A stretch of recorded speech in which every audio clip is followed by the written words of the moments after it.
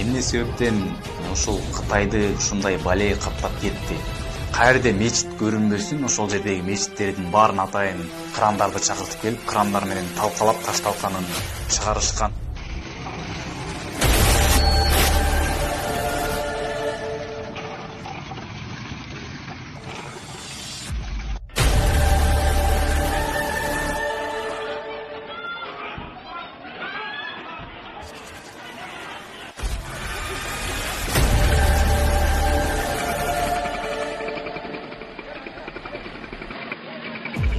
Акыркы изилдөөлөр боюнча бул орууну ошол жылаандардан жана жарганаттардан ушундай жаныбарлардан келип чыкканын аныкташты.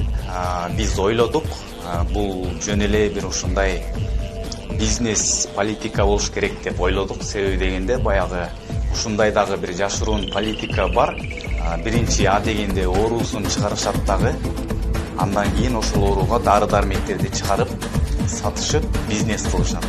Бул биринчи жашыруун политика болуп эсептелет. Экинчиден, эмне үчүн бул оору именно ошол Кытайдан чыкты? Себеби дегенде менин жеке оюм боюнча эмнеге жылаандан жукту?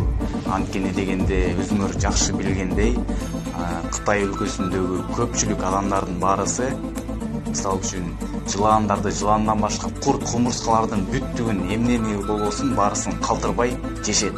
Ошондуктан бүттүк эле кыймылдап бараткан жаныбарлардын баарысын кармап эле ылгабай жей бергендиктен бул орууну жуктуруп алышты деп ойлойм. Ал эми дүйнө жүзүндө акча кандай ылдамдык менен колдон колго өтүп, кандай тездик менен айланаарын баарыбыз жакшы билебиз. Мына именно ушул акча аркылуу жугат ушул коронавирусу деген божомолдор дагы болууда. Ушундай күмөн саноолор болууда, акчадан дагы жугат деген. Ошондуктан акчаны ар бирибиз кармагандыктан колубузду бат-баттан таптаза жууп турушубуз керек экен да. Бул нерсени Кытайдын өзүнүн телерадио корпорацияларында дагы түз эфирде кайра-кайра кайталап көргөзүшүүдө. Колуңарды батыраак жууп турганга аракеттенен келе. Себеби дегенде ар кайсы жерди кармаганда, ар кандай адамдар менен жолукканда, мисалы үчүн, ар кандай адамдар менен учурашып калышыбыз мүмкүн. Биз билбейбиз да, мисалы үчүн, эле салбаганы менен көптөгөн ыплас, жаман нерселерди кармайт экенбиз да. Ошондуктан колубузду бат-бат жууп турушубуз керек экен.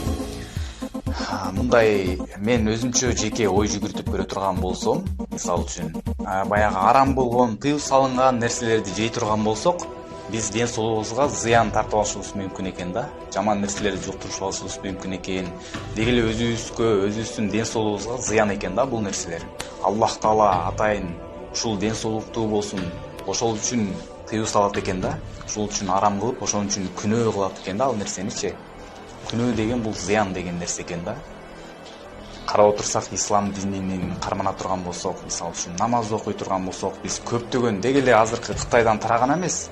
Деги эле мындан кийин да кандай оору тарап кетсе дагы, же буга чейин тараган көптөгөн ооруларбы айтор, бүткүл көпчүлүк оорулардан биз ушул намаз окуганда гана сактана алат экенбиз да. Намаз бул бизге сактоочу, ушундай бир орусча айтканда защита экен да.